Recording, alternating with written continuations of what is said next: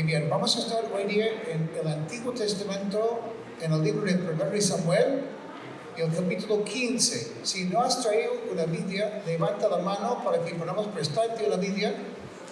1 Samuel, capítulo 15, el Antiguo Testamento. Siempre es bueno seguir con la lectura y aprender juntos.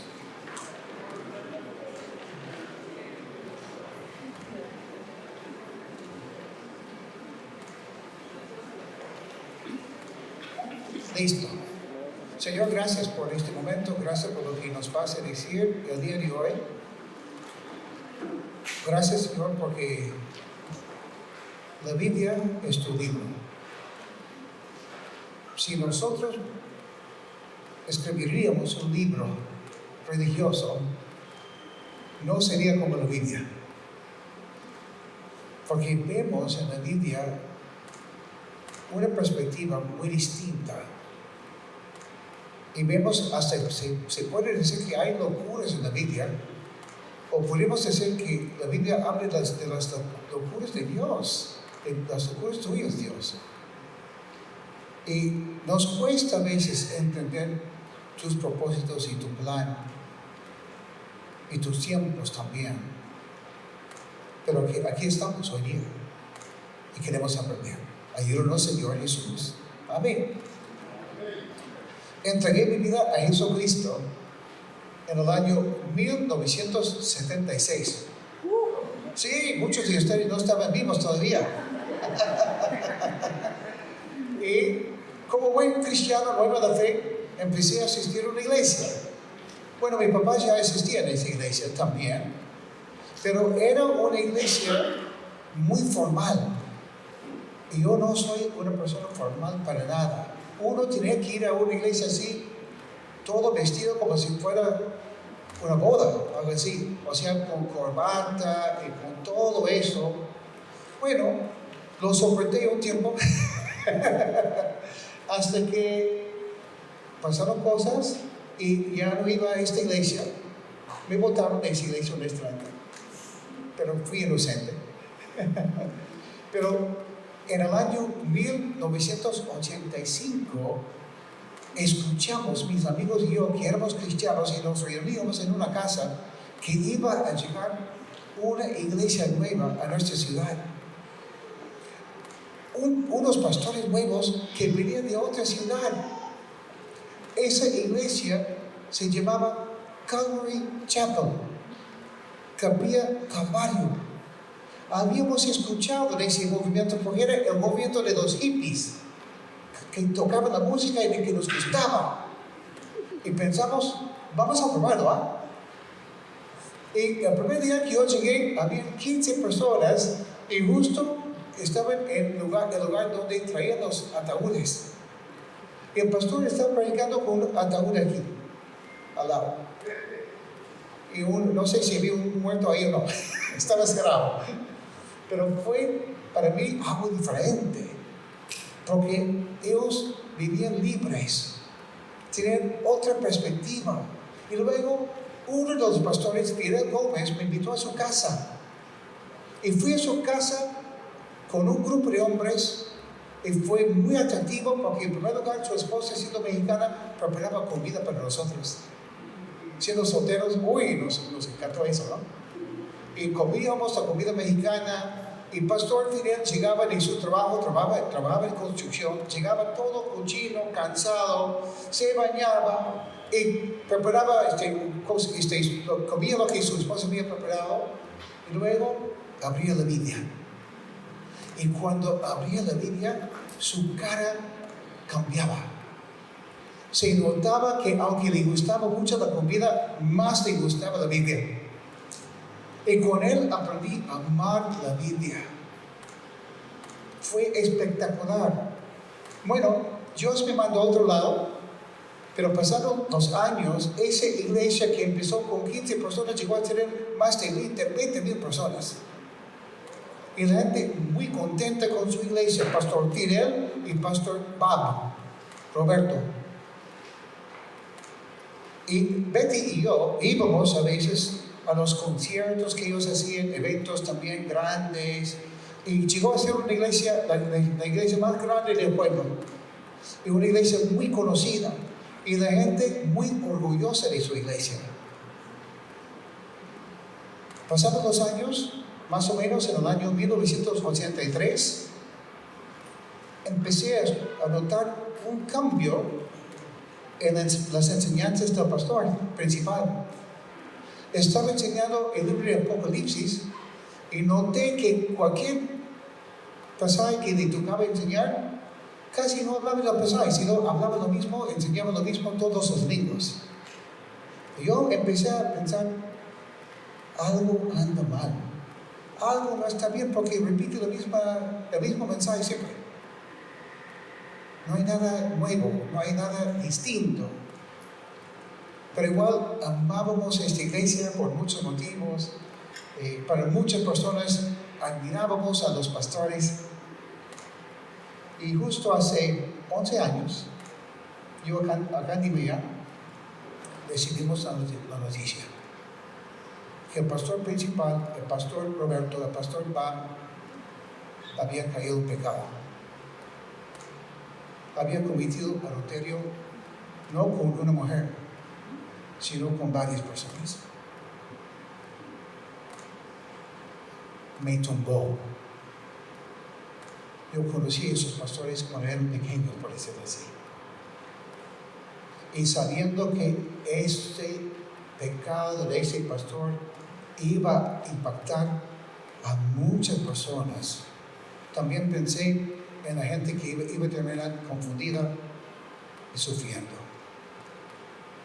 Pero esa es una de las locuras de la Biblia, y una de las locuras de Dios es que con Dios no hay favoritismo. Eso es bueno, pero también nos advierte, ¿no? Si tú caminas bien con Dios, Dios te bendice, Dios te usa, pero cuando tú empiezas a pecar, no haces caso al Señor, no importa lo grande que eres, no importa lo famoso que eres, Dios es celoso. Y Dios solo recibe la gloria. Y cuando el hombre empieza a recibir la gloria, no va a funcionar y no va a durar mucho tiempo. Dios usa, eso es lo bueno, y vamos a verlo en la vida de Saúl, el rey Saúl, porque estamos estudiando su vida. Vamos a verlo en muchas historias de la Biblia. Vemos que Dios usa el aparente fracaso para su gloria y para nuestro bien. Hemos visto en nuestro estudio de 1 Samuel como Saúl empezó tan bien, supuestamente, pero siempre no con tantas ganas, siempre confiando, pero a medias en el Señor, siempre una obediencia al Señor, pero a medias. En el capítulo 15, versículos 10 al 11, dice la palabra del Señor: vino a Samuel, lamento haber hecho rey a Saúl, pues se ha apartado de mí y no ha llevado a cabo mis instrucciones. Tanto se alteró Samuel que pasó la noche clamando al Señor. Samuel, siendo el profeta, el que había invertido su tiempo, sus energías, sus esperanzas, esperaba mucho en lo que Dios iba a hacer con Saúl, aún cuando veía que quizás no iba a funcionar bien. Pero Samuel tiene que aprender en este momento a lidiar con la decepción. Honestamente, lo que pasó con Pastor Roberto, Pastor Bob de Calvary Chapel Fort Lauderdale, aunque han pasado 11 años, todavía me duele. Ayer, cuando estaba pensando en hoy día, terminé con jaqueca, porque me afecta hasta el día de hoy. Pero tenemos que, cuando ocurre algo así, aprender a lidiar con la decepción. La tendencia o es criticar o es ignorar lo que ha pasado. La tendencia en algunos casos es te metes en tu cama y ahí te quedas. Quizás en otros casos comes mucho, en otros casos no comes. Y analizando la cosa vez tras vez, pero parte de lo que tenemos que aprender en casos así es enfrentar los hechos. Eso le está costando a Samuel en este momento, en esta historia. Porque en el capítulo 16, el siguiente capítulo, versículo 1, dice, el Señor dijo a Samuel, ¿cuánto tiempo vas a quedarte llorando por Saúl, si ya lo he rechazado como rey de Israel? ¿Cuánto tiempo te vas a quedar llorando, Samuel, por lo que hizo, lo que ha hecho, lo que viene haciendo Saúl? Una primera lección aquí es que no es malo llorar. Dios no le dice a Samuel, ¿por qué lloras? Si no le pregunta, ¿hasta cuándo? Negar nuestras emociones cuando nos ocurre algo así, cuando tenemos que enfrentar algo difícil, no es malo, es necesario. La Biblia, algunos quizás saben cuál es el versículo de la Biblia que es el versículo más corto. Jesús lloró. Creo que hay una lección en eso, ¿no? También Cristo, cuando vio la actitud de la gente de Jerusalén, antes de ir a la cruz, dice que vio la ciudad y también estaba llorando por la ciudad. Llorar no es malo. Jesús en Lucas 19, versículos 41 al 44, dice, el pasaje dice, cuando se acercaba a Jerusalén, Jesús vio la ciudad y lloró por ella. ¿Cómo quisiera que hoy supieras lo que te puede traer paz? Pero eso ahora está oculto de tus ojos. Te sobrevendrán días en que tus enemigos levantarán un muro, te rodearán y te encerrarán por todos lados, etc. Jesús llora por su pueblo amado, llora por la ciudad de Jerusalén, porque sabe lo que les espera por no escuchar, no hacer caso a Dios. Pero cuando estamos llorando, tiene que llegar el momento cuando Dios nos dice, ¿hasta cuándo vas a llorar? Y quizás va a ser un proceso, ¿no? Quizás va a ser ya cada vez menos llanto y más esperanza, menos llanto y más tiempo que Dios nos va sanando cuando alguien nos ha decepcionado. En mi caso fue ese pastor. Claro que no es la única persona que me ha decepcionado, ¿no? Pero cuando tú has sido decepcionado por una persona, es un proceso que tenemos que pasar, ¿verdad? Pero tenemos que enfrentarlo en vez de ignorarlo. Yo voy a dar crédito a un pastor, se llama Daryl Dash. Él nos da 4 pasos para lidiar con un líder que nos decepciona. ¿Y por qué digo las locuras de la Biblia? Porque la Biblia nos dice las cosas tal como son. No oculta, no pretende que los líderes de la Biblia que son perfectos, que son buenos. La Biblia dice claramente que todos somos pecadores. Pero por eso tenemos que ver qué es lo que podemos hacer en momentos así para enfrentar lo sucedido. Primero, no minimizar la gravedad del caso o del fracaso. La tendencia de algunos, en el caso del pastor Bach, por ejemplo, de Roberto, cuando salió que él había cometido adulterio, la gente publicaba comentarios como, no nos importa, cuéntanos dónde vas a estar pastoreando y ahí vamos a estar.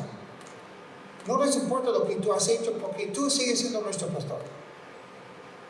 Eso es realmente minimizar la gravedad de lo que ese pastor había hecho. Tampoco no debemos de exagerar el pecado ni buscar detalles. Realmente no es necesario, pero debemos de reconocer que algo grave ha pasado porque tenemos que procesarlo, tenemos que avanzar, ¿ya? Y parte de eso, de enfrentar lo sucedido, parte de no minimizar ni hacerlo demasiado grande, es lo siguiente: separar el perdón de las consecuencias. Dios perdona. Qué lindo, qué bueno que Dios perdona. No importa lo que hacemos. Dios es un Dios de perdón. Lo único que tenemos que hacer es confesar: Señor, estoy de acuerdo que yo he hecho mal. Estoy de acuerdo que he pecado. Estoy de acuerdo que he fallado. Y Dios nos perdona. Pero el hecho que Dios me perdona no significa que no habrá consecuencias, ¿verdad? Qué importante es eso. Y por si acaso, si tú vienes hoy día con una conciencia que te molesta, te sientes culpable por algo que ha pasado, algo que has hecho, yo te quiero ofrecer, no porque es por mí, sino porque Dios mismo te ofrece su perdón. Es justo por eso que vino Jesucristo. Vino y murió en la cruz, porque sabía que tú ibas a fallar.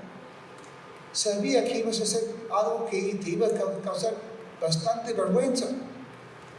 Quizás llevas algo adentro que hasta el día de hoy nadie sabe lo que tú has hecho, pero tú eres consciente de lo que has hecho. Y tú sabes que Dios también lo sabe. Qué lindo que nuestro Dios perdona. Qué lindo que podemos ser limpiados.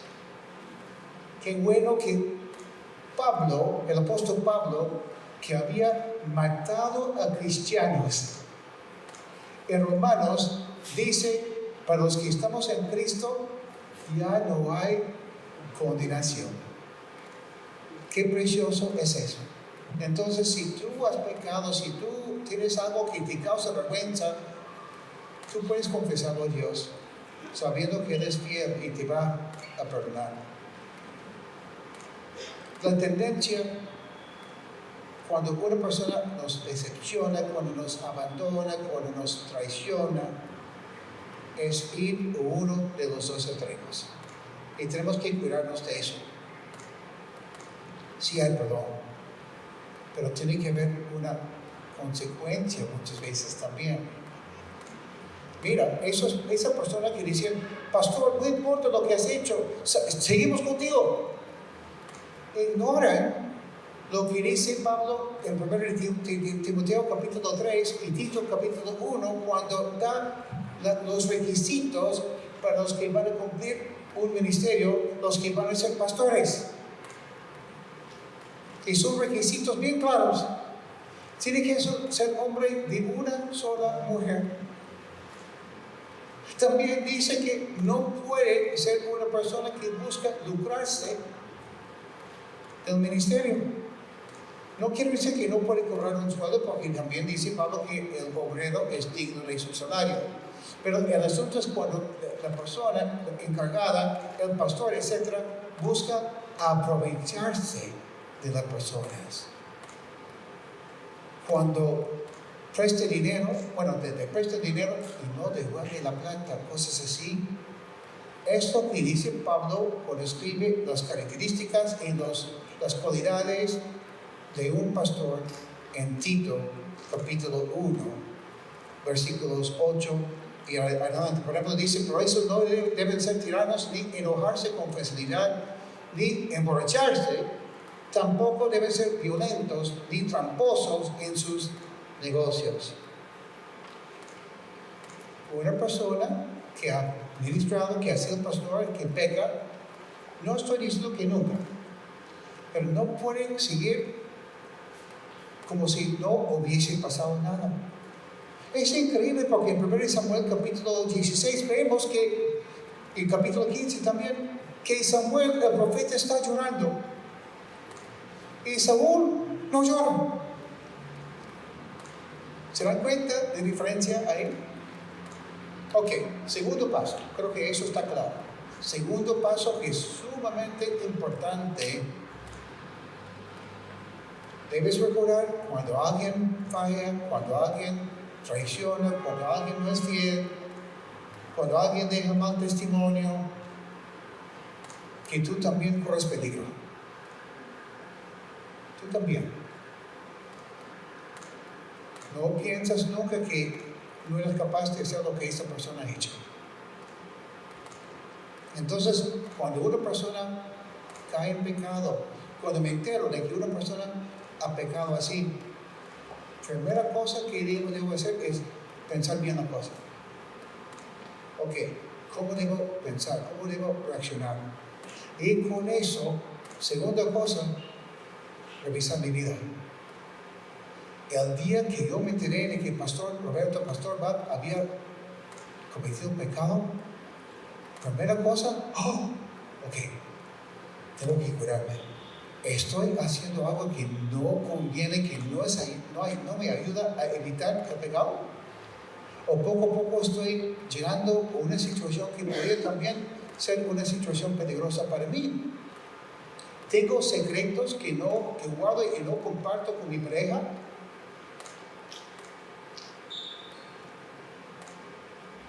Sí, es un poco vergonzoso compartir a veces nuestra lucha con nuestra pareja, pero a veces es necesario. A lo largo es protección para nosotros. Pero en 1 Corintios capítulo 10, versículo 12 dice, por lo tanto, si alguien piensa que está firme, tenga cuidado de no caer. Y no está en la Biblia por gusto. Está en la Biblia porque tú eres capaz de también pecar. ¿Ok? Tercer paso, orar y animar. Orar y animar. Pueden ser dos pasos, porque lo he puesto en un solo paso. El pecado de un líder cristiano hace daño. La gente termina afectada. A veces no sabemos qué hacer. Pero lo que sí podemos hacer siempre es orar. Orar por la persona que ha pecado. Qué importante es eso, ¿no? Primero, porque la persona necesita oración. Segundo, porque eso cuida tu corazón también. Porque en algunos casos la tendencia, por ejemplo, yo conozco un pastor que me confesó cuando el pastor Roberto salió que había pecado. Yo le pregunté a un amigo que es pastor, que lo conocía muy bien también. Digo, ¿cómo lo estás tomando? Me dice, estoy enojado. Estoy enojado con él. ¿Cómo es posible? Y eso es natural, ¿no? Pero tampoco no es bueno seguir viviendo así. Empiezas a orar para la persona que ha pecado y Dios cuide tu corazón. A veces no es tan fácil tampoco porque te sientes decepcionado de esa persona. Pero ahí empiezas ese proceso, ¿verdad? También orar con otros. En vez de juntarse, y yo lo he hecho, en muchos momentos. Yo quiero mejorar en eso, en el futuro. Pero en vez de quedarnos conversando horas, y esto, y el otro, y por supuesto que sí, y ahora entendemos, al final no ayuda a nadie. Pero orar con otros, Señor, ¿qué hacemos? Señor, ¿cuál debe ser nuestra actitud? ¿Qué es lo que podemos hacer en este momento en casos así? Necesitamos de tu sabiduría. Y ahora viene una parte que es una de las locuras de Dios. ¿Sabe lo que pasó con esa iglesia Calvary Chapel for Lauderdale? Cuando salió toda la noticia que el pastor Bob había pecado, la iglesia tenía millones de dólares de deudas. Y mucha gente decía, esta iglesia se desaparece. Esta iglesia no va a lograr salir de eso.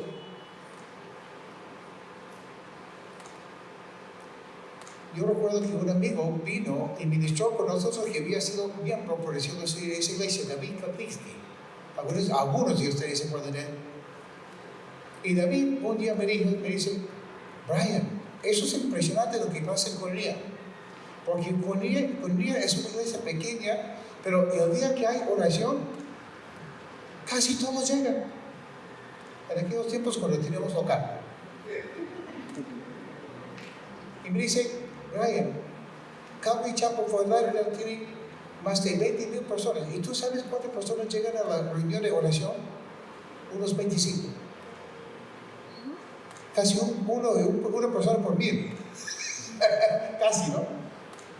Pero ¿sabe lo que pasó cuando salió la noticia? La iglesia empezó a orar. Y Pastor Bob era un hombre muy carismático. A todo el mundo le gustaba escuchar sus enseñanzas porque era carismático.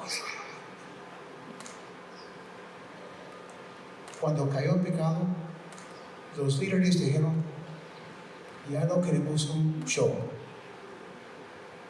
ya no queremos un pastor así, queremos un pastor humilde, queremos un pastor que realmente le preocupa a la persona y la iglesia. Y esa iglesia, que muchos decían que no iba a sobrevivir ese problema, hoy en día no tiene ninguna deuda. Esa iglesia ahora tiene más gente que tenía antes.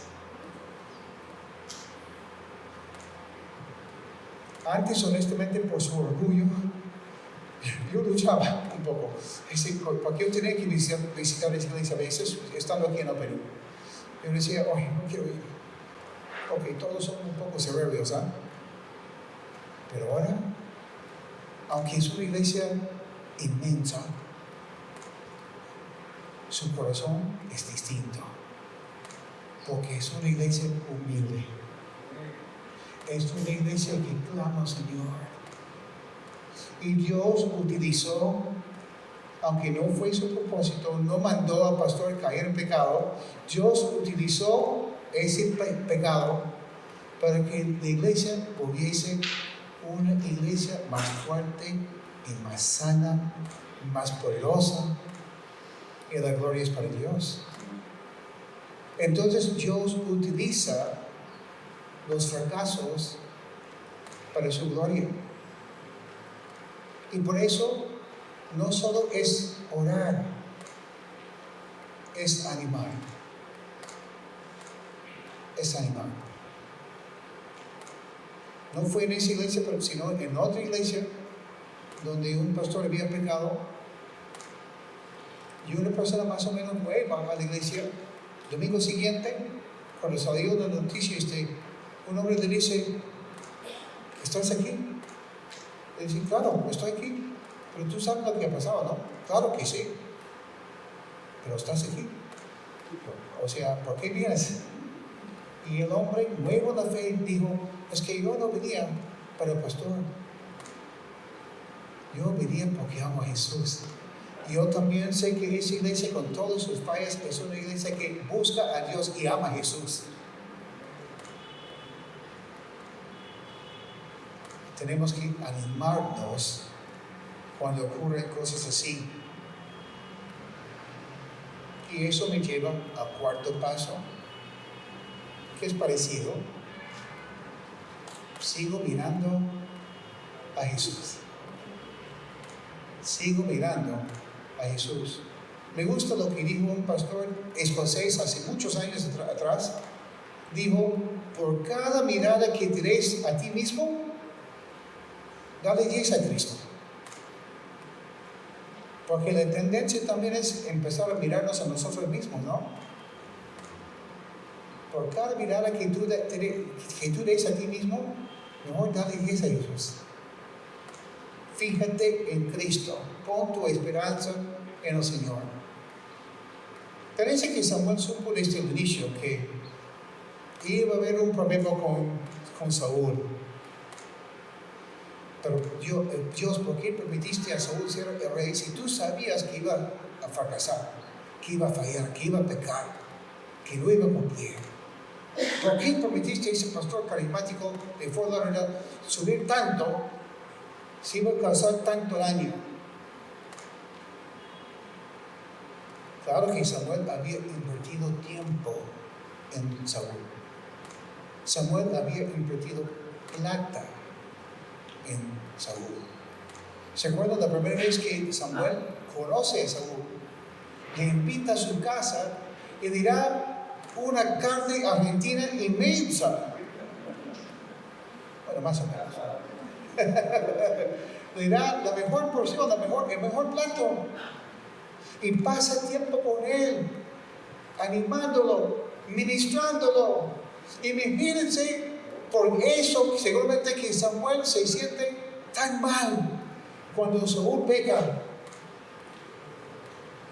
Porque no solo es Dios, y yo, ¿cómo me quedo yo? Porque yo soy el pastor, yo soy el profeta que lo levantó. Seguramente está pensando, la gente va a echar la culpa a Samuel, ¿no?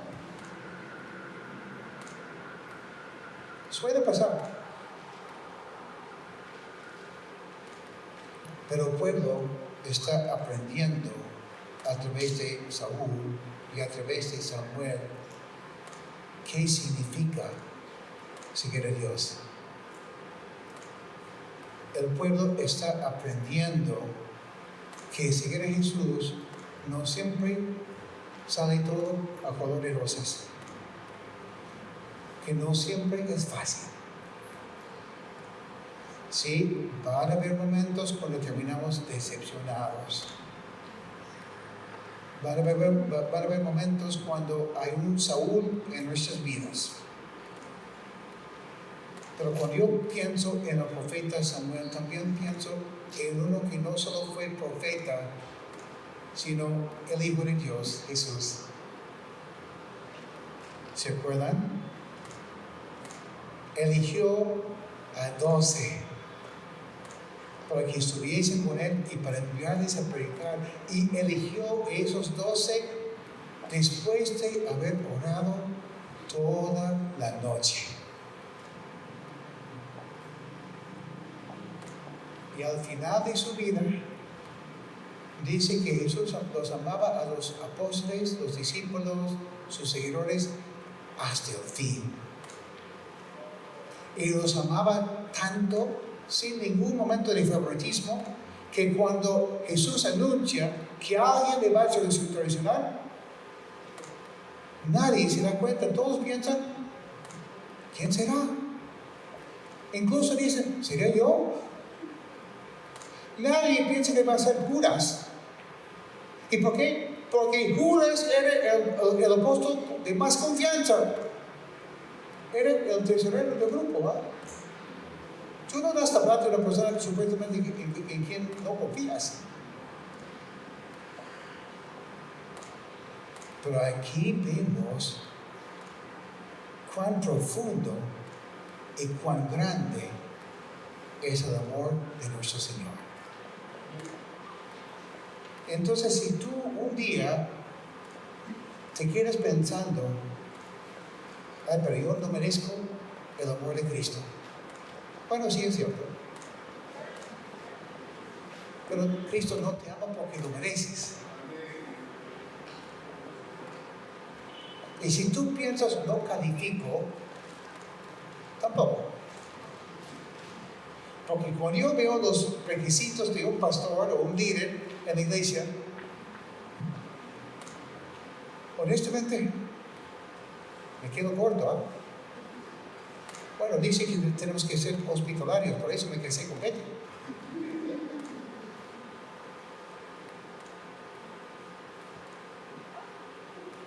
Jesús los amó hasta el fin. Qué hermoso es eso. Hasta amó a Judas Iscariote. Y esa es una de las locuras de la Biblia. Y luego Cristo llama a Pablo, como ya mencioné, el que había matado a cristianos. Una pregunta. El hecho que Jesús ama a Judas Iscariote hasta el fin, ¿te anima o te desanima?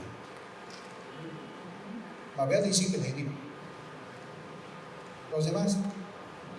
A mí me anima un montón, ¿no? El hecho que Cristo llama a un hombre que había asesinado a cristianos, ¿te anima o te desanima? En mi caso me anima, claro que sí. entonces tengo muchos motivos por los cuales debo y puedo animar a otros. ¿Verdad? Si tú pasas tiempo en una iglesia o siendo cristiano, alguien te va a decepcionar. Y si pasas tiempo con ella, seguramente seré yo. Porque soy un ser humano. Algún momento te voy a decir algo que te va a ofender.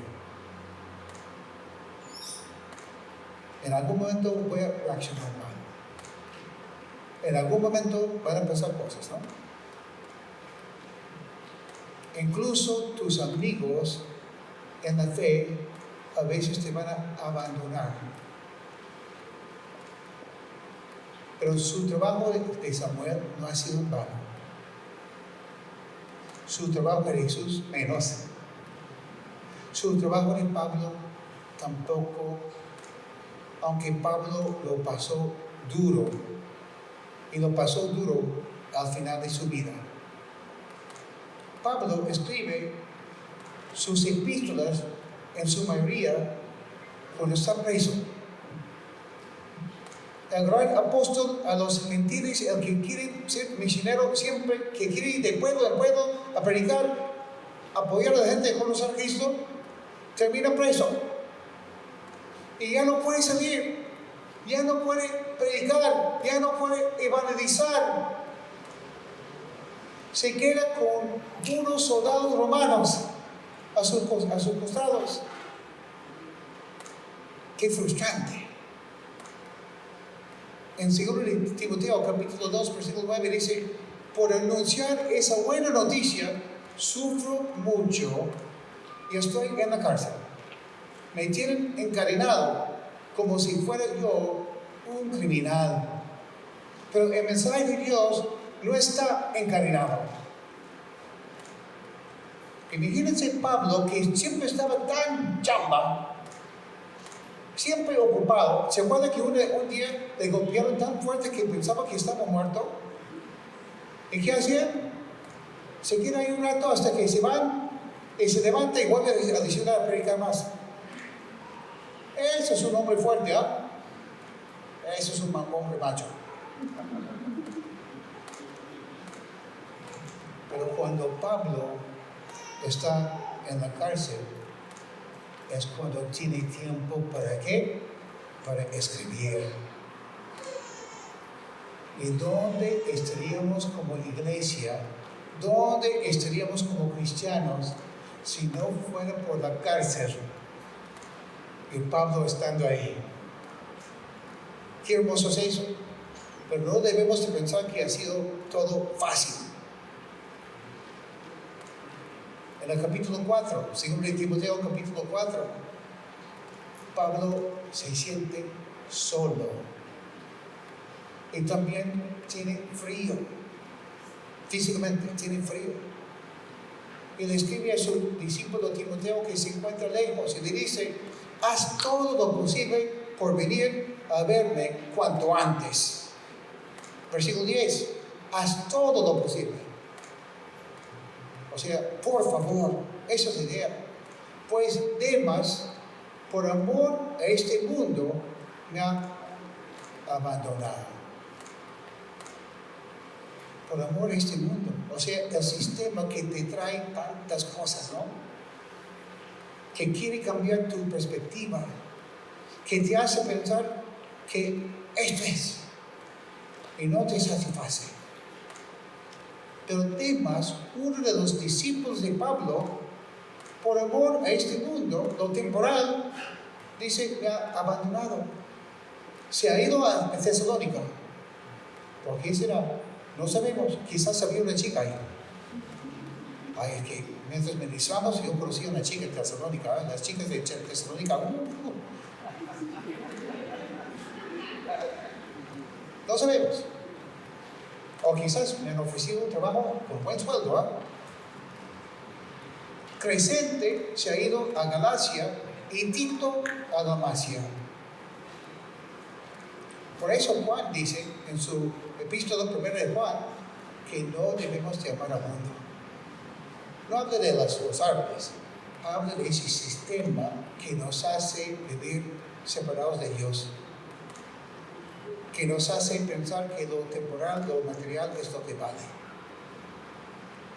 No debemos amar al mundo, caminamos separados de Dios.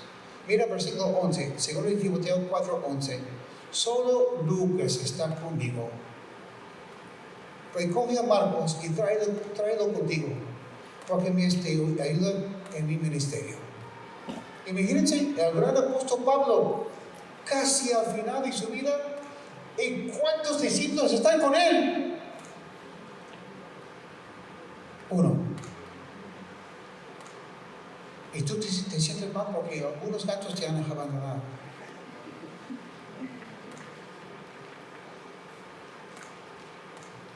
Pero tenía uno, Lucas. Qué importante es tener un amigo. Y ahora vamos a ver la semana que viene algo sorprendente también, una de las locuras de la Biblia, que cuando Dios le dice a Samuel, Saúl ya no va a ser el rey. Dios va a mandar a Samuel a buscar al siguiente rey. Y Samuel le dice, pero ya sé dónde está, es Jonatán, obvio. No, no es el hijo de Saúl, aunque es valiente, aunque tiene mucha fe. Dios le dice a Samuel, no, tienes que ir a donde Isaí, en la ciudad, el pueblito de Belén. Uy, la semana que viene va a ser espectacular, ¿eh? Dios mediante. Porque vamos a explicar por qué es tan significante el hecho que Samuel va a Isaí en Belén. Eso es todo un tema que vemos en el Antiguo Testamento. Pero me encanta porque Jonatán, aunque supuestamente podría ser el siguiente rey, vamos a ver que él llega a ser el que siempre anima al que sí va a ser rey, David. Y lo vemos en el Nuevo Testamento, en otro caso, un hombre verdadero que empieza siendo el más importante y termina siendo el menos pensado. Pero es verdadero que anima, enseña, ayuda a Pablo. Y vamos a ver lo espectacular que es cuando tú llegas a ser una persona que buscas primero lo que Dios quiere, y quizás no figuras en la lista de los conocidos, pero Dios es consciente como Dios te está usando en la vida de otro que va a ser muy usado por Dios. Otra cosa, que casi termino, ¿no? Casi. Mira la actitud de Pablo, ya estando encarcelado, siendo viejo ya. Dice, ok, voy a cruzar los brazos y esperar hasta que me maten porque voy al cielo. Mira lo que dice, según de Timoteo 4, 12 al 13. Al Tíquico le mandé a Éfeso, cuando vengas trae la capa que dejé en Troas, en casa de Carpo. Necesitaba abrigarse. Y seguramente, no sé, parece que su capa era algo especial para él. Porque seguramente en Roma también había capas. Pero no quería cualquier capa, quería esa capa. Qué importante cuando Dios te usa la vida de una persona con algo práctico, ¿no? Y siempre recuerdas y siempre guardas esta cosita que te hace sentir amado. Dice, trae también los libros, especialmente los pergaminos.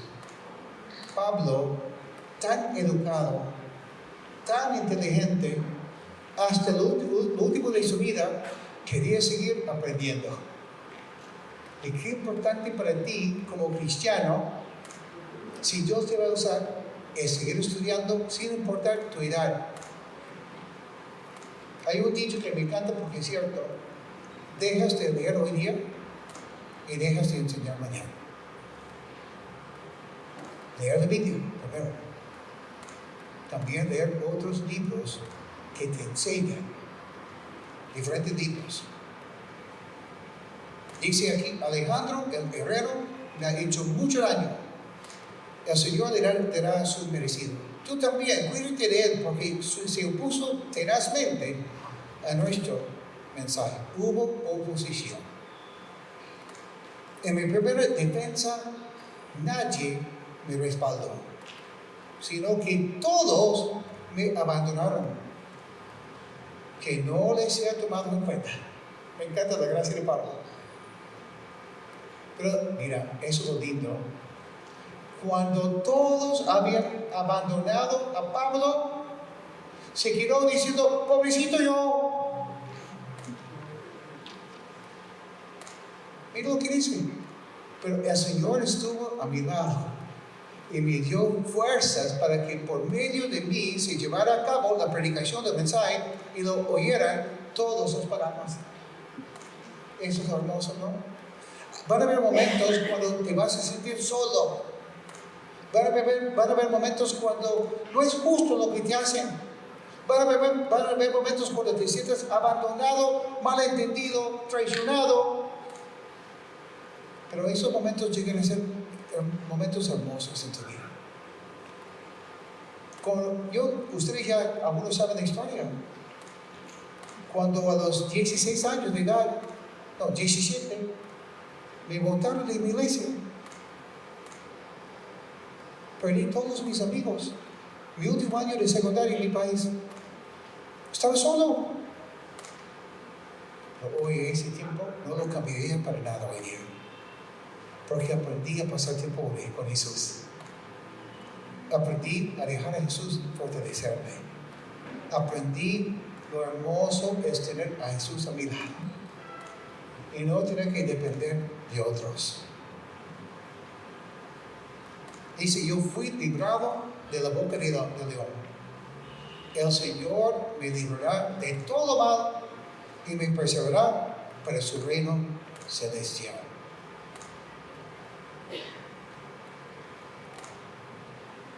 Honestamente, empezamos a estudiar 1 Samuel hace no sé cuánto tiempo ya.